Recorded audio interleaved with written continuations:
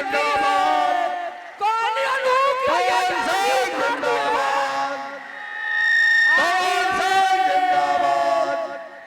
पवन सिंह जिंदाबाद पवन सिंह जिंदाबाद पवन सिंह जिंदाबाद हेलीकॉप्टर छाप जिंदाबाद हेलीकॉप्टर छाप जिंदाबाद कमल छाप जिंदाबाद जिंदाबाद जिंदाबाद कौन है कि पवन सिंह आई ताली उखाड़ दे लगनी भाई आजा दिए अरे गानवा भैया लगाई ना हेलीकॉप्टर छाप भैया जिंदाबाद अरे भैया जो इंडिया गठबंधन जिंदाबाद अरे भैया गानवा नहीं थे नरेंद्र मोदी जिंदाबाद आपका नेता कैसा जिंदाबाद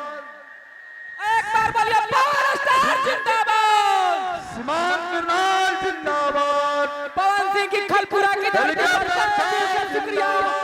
अभिनंदन करते हैं यहाँ जिंदाबाद हेलीकॉप्टर छाप जिंदाबाद झमकावला नहीं झमका नहीं जिंदाबाद सोनू भैया जनता जिंदाबाद